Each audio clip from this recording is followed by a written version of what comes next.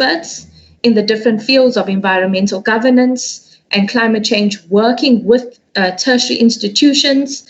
And the outcome is to build the capacity of the legislature and mainstreaming of climate change through enhanced public participation.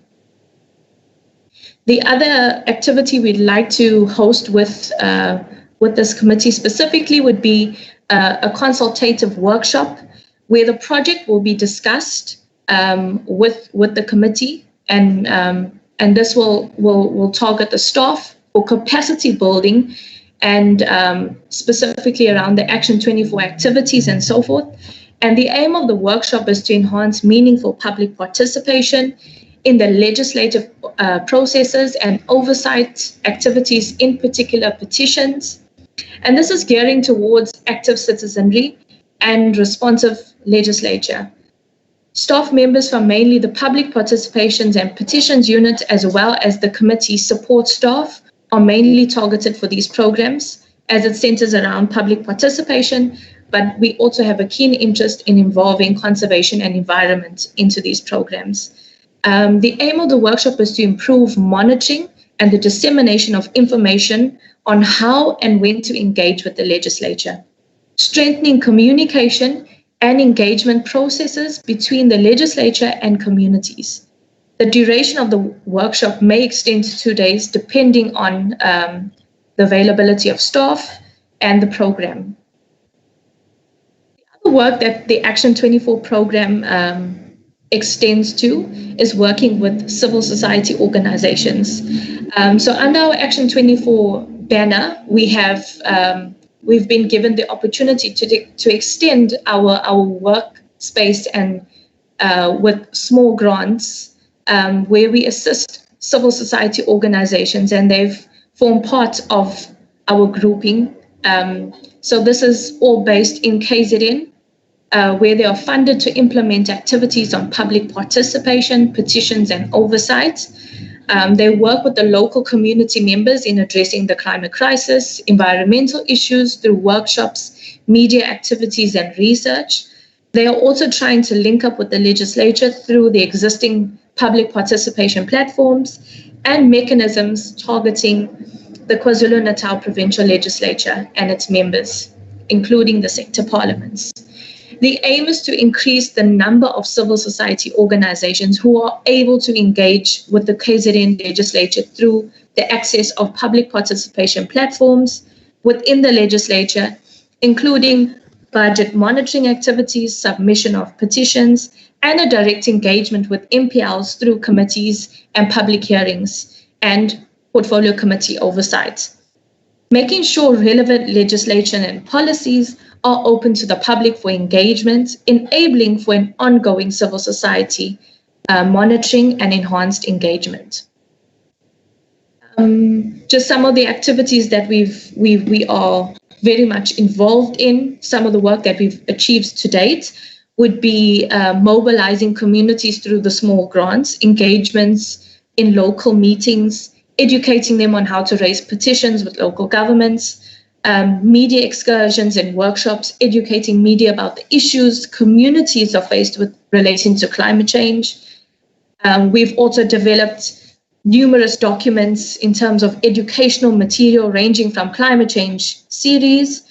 We have Politically Aware, and this can be found on YouTube, that explains what is climate change in very easy ways for people to understand and relate to.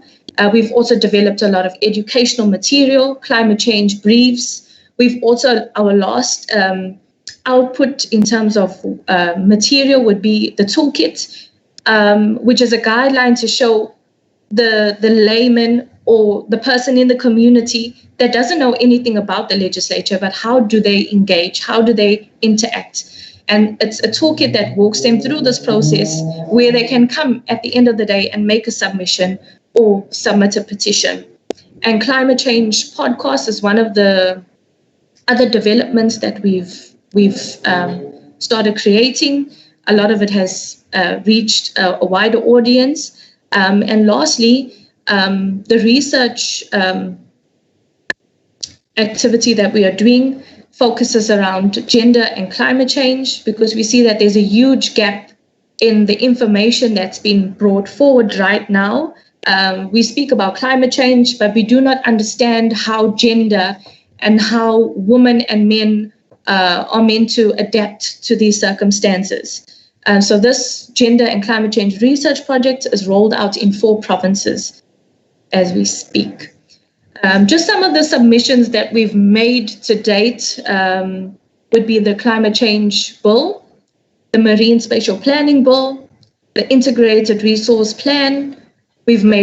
I've made, my colleagues have made, and some of the team members have made oral submissions to National Parliament, National Development Plan submissions. So we are quite well versed with submissions, and we'd like to continue the work that we're doing in this avenue. Our other focus of the Action 24 project is the model legislature, which is undertaken by SAIA, the South African Institute of International Affairs. And this is a program that they've implemented, which is an educational tool designed to equip young people to better understand the legislative processes and embark on their advocacy journey. To date, we have 4 model legislature events, with the biggest one hosted in KZN legislature that took place last year, December 2019. We've accomplished 2 skills building workshops. Over 70 high school learners and university students have participated. They've also made 2 youth submissions. The youth submission drafted at the 2019 model legislature was submitted and tabled by the Public Participation and Petitions Standing Committee meeting for adoption. And this is, I know the picture is not too clear, but this is the delegates from last year's stakeholder engagement and summit.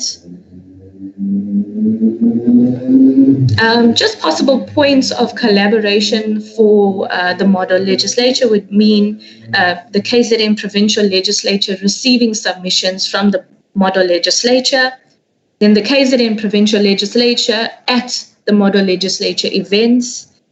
Furthermore, attend the legislature caucus or committee meetings, and the model legislature at the KZN provincial legislature. So it's just showing how one can interlink and develop and grow by participating and sharing information and also being a part of the process. I'd like to just go to how does this all tie into the work that we do. So we export a lot of our local knowledge to a global community. And this is one of the work that SETSI does. And we have developed an environmental network program, which is a grouping that is based in KZN, which unites environmental, social, and faith-based organizations and concerned individuals in the solid platform to which provide solidarity, advocacy for environmental justice issues, and bring international attention to local concerns, increasingly through the dissemination of locally gained knowledge and activism.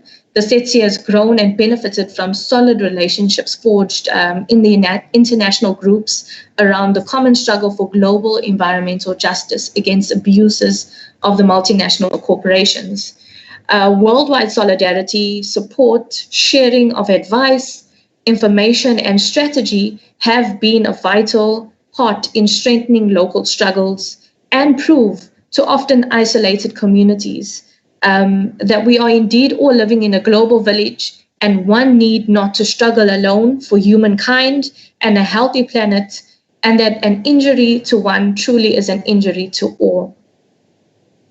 I'd like to thank you for giving me this opportunity to sharing the work done by Action 24 as well as the SETSI, and I'd just like to thank you for this platform. Thank you. Well, thank you very much, Shanice. Very interesting presentation, I must say. Very interesting indeed. Because you finished before 5, we have 9 minutes to engage on this. I will just give each member a minute or so just to make a comment, not necessarily ask a question, but if there is a question, obviously, but it's not a discussion. Mind you, it's not a discussion, but I will just give any member who would want to raise an issue, perhaps or make a comment in relation to the presentation that was just made, to do so. Can I then request that you switch off your mic, Shanice, so that I allow members to then perhaps pose questions or make comments? I will then give you an opportunity just for 2 minutes to make a summation of your responses, and we then proceed with our meeting. Can I then allow members to raise hands to ask questions? Deborah? Any other? Yes, Chair. I would want to say something. Okay. Shamin? Rashpansi? Any other member?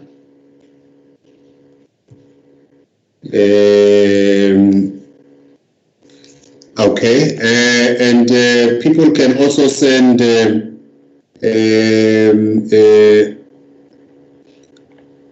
message as well if they think I cannot recognize their hands. Okay, go ahead, Honorable Dubois. Thank you, Chair, and thank you to Ms. Furman for the presentation. I noticed that Mr. Desar is here. Hello, Desmond. How's it going? I think that as an organization, you guys have stood out for many, many years. Certainly, also a lot of media and publicity surrounding the work that you do. For me personally, having been a councillor in eThekwini before, I'm well aware of what you guys do. But I think often there's a very distinct disconnect between both local government and provincial government and even national government and organizations like yourself, where there is not really clear lines of communication. And very often I think that if an NGO has a problem, for example, they would go to an MPL or a councillor and express, that problem. But the platform really is a committee like this. So I must commend the chair for facilitating this. Very briefly, and it's something to think about, and we can perhaps discuss in a further workshop or engagement, is the fact that there's often a perception, particularly amongst big business and amongst government at various levels, that NGOs are obstructive, that they are anti-developmental, that they are anti-economic development, particularly in light of the financial circumstances and the economy that we find ourselves in at the moment. But I know that there can be a middle ground that is found. And I know for a fact that your organization is not particularly anti-developmental or anti-economic development, but is obviously speaking for the people who can't always speak for themselves.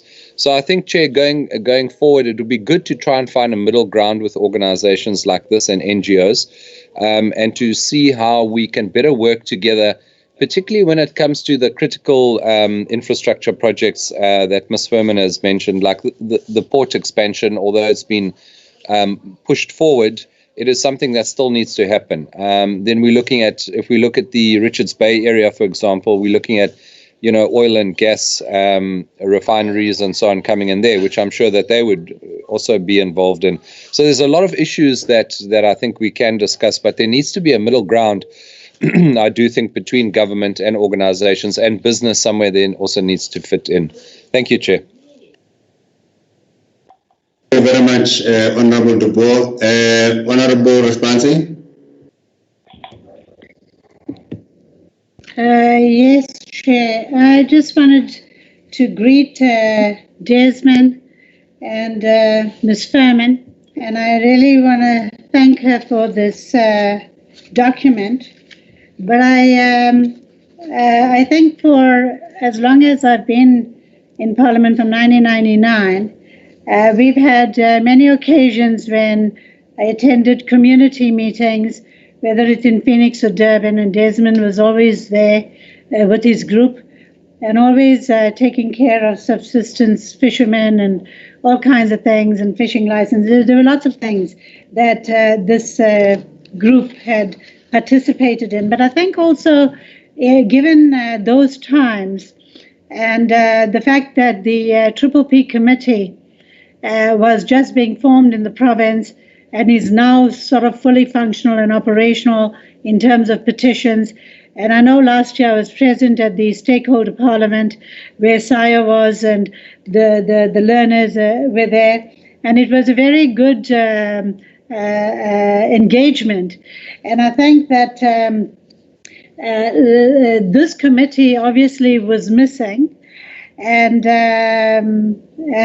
maybe it's because we didn't do enough to reach out to outside organizations and then would just meet them only when there's a protest or some kind of community meeting. But I think that now that they've chairperson, with the fact that you're very proactive and you're giving them the opportunity to engage in the right place that will make the right sort of impact, it is very important for us then as a committee also to look at this report and obviously at another meeting look at a variety of things. The fact that in a developing country like ours, a developed country is funding as an external donor, the EU, to an organization that's bringing about local awareness. I think that at some time, even as legislators, it's our duty then to also see how we can engage with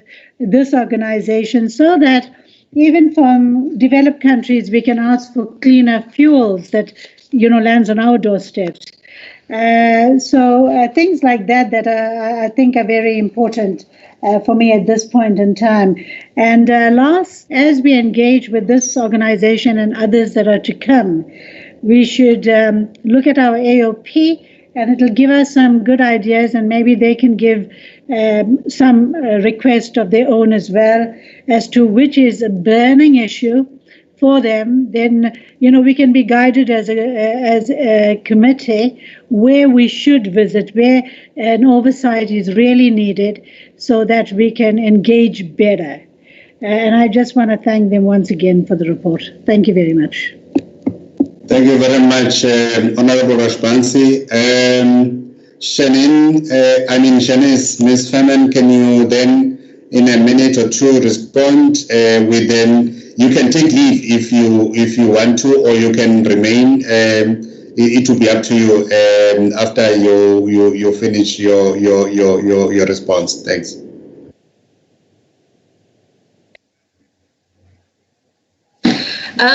Thank you, honourable members. Thank you for the questions. Certainly, this is really pressing issues that we bring to you. But I just wanted to highlight the Action 24 project. It's a project that's co-funded by the EU. So as much as we as an organization such as the SETSI haven't really come to the committee before regarding issues and so forth, just highlighting that the mandate of this project was specifically to engage with our province to highlight these issues because it was a project objective. So I just wanted to make that clear so that it wasn't just, the SETSI not coming to the legislature. It's a project, Action 24, where we have had certain objectives that we needed to achieve and so forth. But I will say that certainly we have been knocking on this door for such a long time, maybe not to the Committee of Environment and Conservation, but we have been trying to tap into the province for a while. We've tried different avenues, and often enough we didn't get the recognition or just to open that door. But I believe that it's come at a time where it's really important. So nonetheless, we will take this as it comes, and we will go forward moving with this project.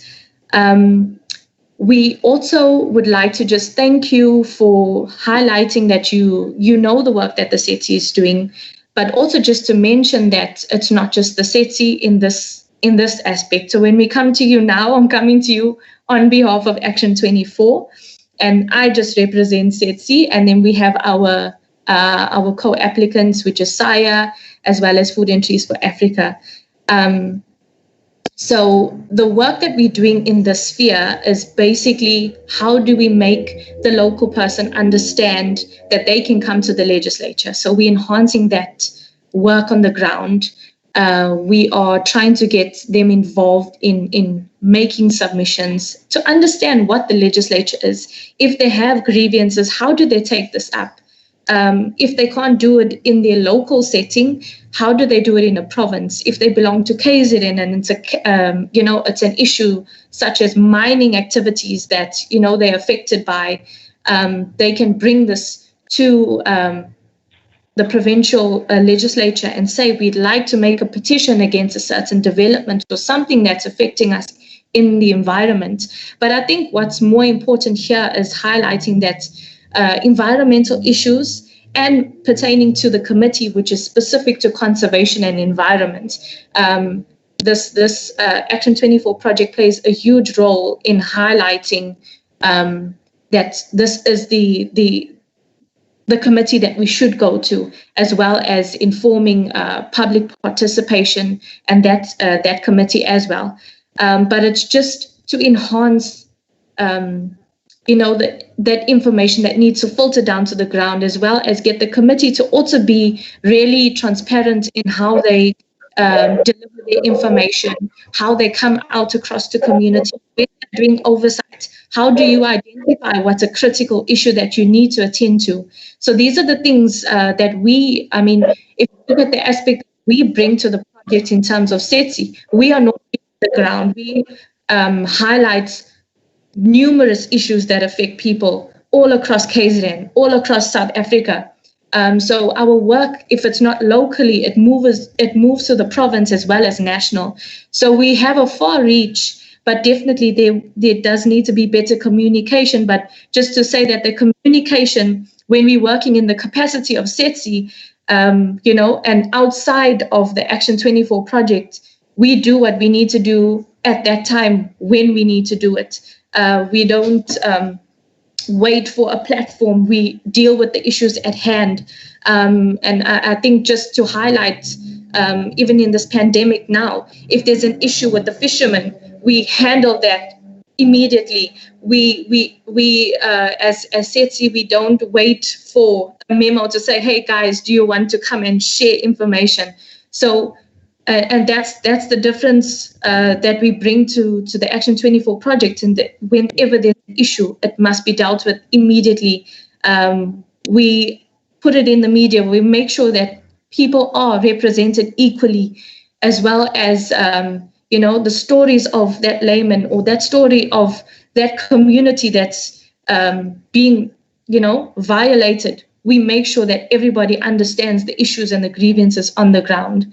And that's the core of the SETI work, is that we share knowledge, we make sure that we go to their community and we understand firsthand just how people are affected.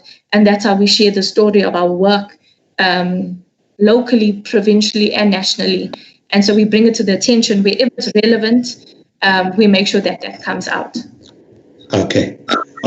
Thank you very much, Ms. Furman, and Section 24. I can see Mr. Desmond wants to say something. Mr. Desmond, can I give you a minute, please? We need to proceed to the next point. Thank you. So, Honorable Chair, members of the Portfolio Committee, thank you for giving us the chance. I'm glad that I'm able to communicate with all of you all. I'm really excited. I think at the beginning that we should continue to communicate, because I think as an NGO, we offer a lot of knowledge and assistance, and we can bring the Portfolio Committee in its oversight role quite up to speed with what's going on.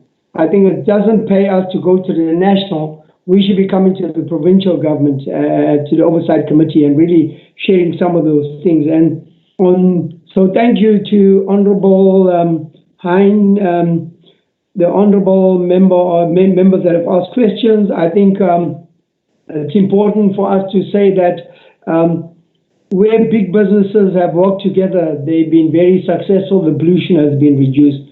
So I want to offer the portfolio committee an opportunity to go on a toxic tour when the lockdown is over.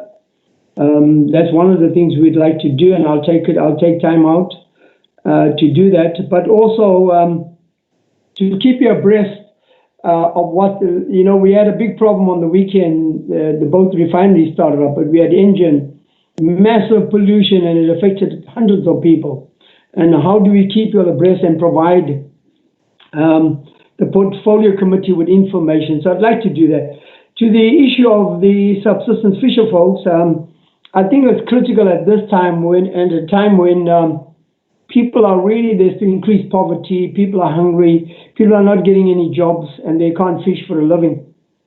It's just public hearings so that people can bring their reasons and come with solutions to how we can deal with this pandemic, but also how fisher folks can continue with their livelihoods. Now, we're all aware that in fishing, you already socially distanced. You can't fish together. We know that when you sit all along our beautiful beaches, fishermen are outside. So we'd like to just ask the legislature to continue that. We're given the space, we can come there, we can get onto these webinars, we want to talk to you all and come and make presentations, but also get the ordinary voice. Remember, if we get more people involved in our government, that's what government wants. So the quicker we do that, the better it is for all concerned, the better we get to the solutions. And so the legislature that plays a huge oversight role in our province, we need to engage with you guys. You all are our eyes and ears. You can listen to what people are saying. And more importantly, you can direct government in where they should be putting policies and legislation. We need your help. And all I'm doing is saying to you all, we are able to be used to bring in the information. We don't have a problem with that. We can bring in the information. We need you to invite us to tell us when. And there's not an issue that we can't talk on in regard to the environment and livelihoods. But more importantly, if we don't have the answers, we'll bring in people who have got the information to bring to you. So please, don't make this the last time that we come and talk to you. Let it be the beginning, but let us continue to engage with one another, because we can only add value to the work all of us do, including yourself. So thank you very much for that. Thank you very much, Mr. Tesai. This is an activist parliament, and I can assure you that this is not going to be the first and the last engagements with your NGO. We are going to make it a point that as many NGOs as possible that would want to participate in the work that we do, even with our petitions committee, we will also make it a point that they do get issues that are supposed to be directed to them. And Honorable Sonjeka, who is a chairperson of that portfolio of that committee, will be ready to welcome petitions and whatever correspondence that needs to be attended to. But in relation to environment and conservation, please rest assured that after the restrictions have been lifted of the lockdown, we will be attending the toxic tour. It's part of our plan. We will as well go to Thor Chemicals. There are other areas that of compliance that we will have to visit as a portfolio committee, because ours is not to sit in office and get reports. Ours is to go to the members of the public, engage and interact, get issues, resolve issues finally. Once more, thank you very much for your time. You are then welcome to take leave if you feel so, and we will then proceed with our meeting. Thank you very much, Ms. Femin, with your presentation. And once more, again, thank you, Desmond, with your input. Thank you. Thanks, Honourable Chair. Thank you. Thank you. Honourable members, let us then proceed with our meeting.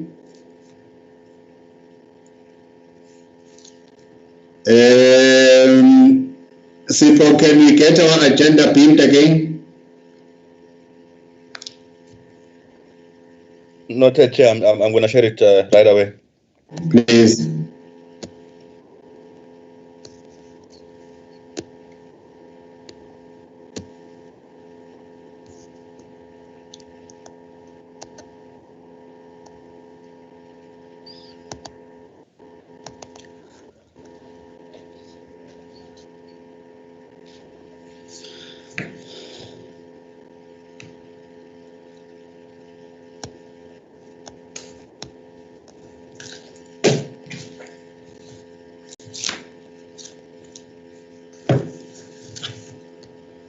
Can you take it a bit up?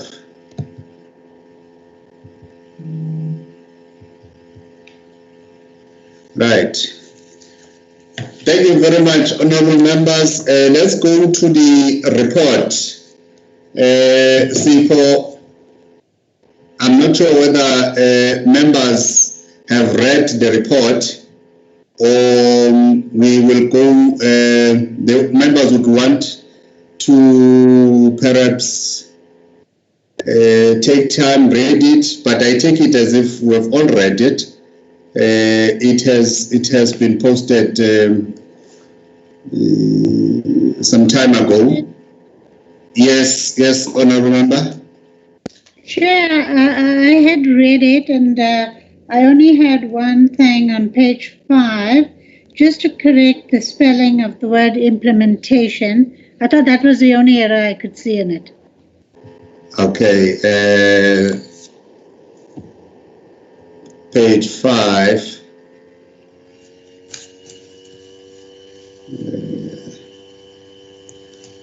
I'm still trying to. Sipho, have you put it up?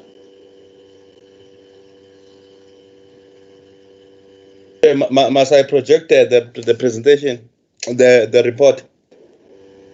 No, open his report. Can you come again, Honorable Speaker? I'm saying you can open from your gadget, Chair. Yeah.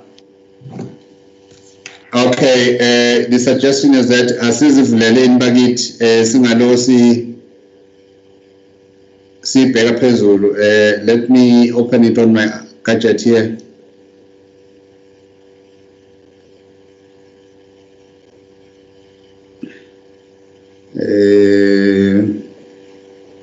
Okay.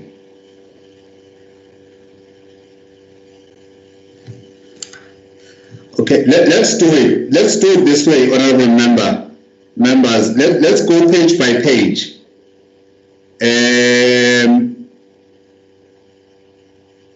Let's go to page 1.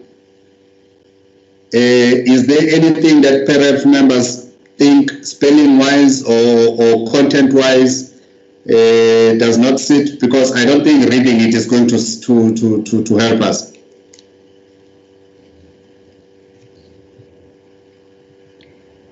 The first page was fine, Chair. Okay. Let's go to page 2, where the subtopic says committee budget hearing.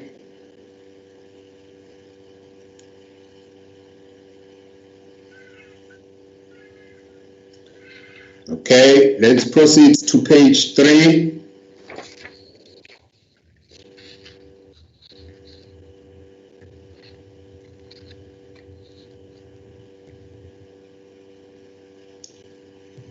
Right, page 4, Honorable Rashbazi has raised an error. Can you repeat that error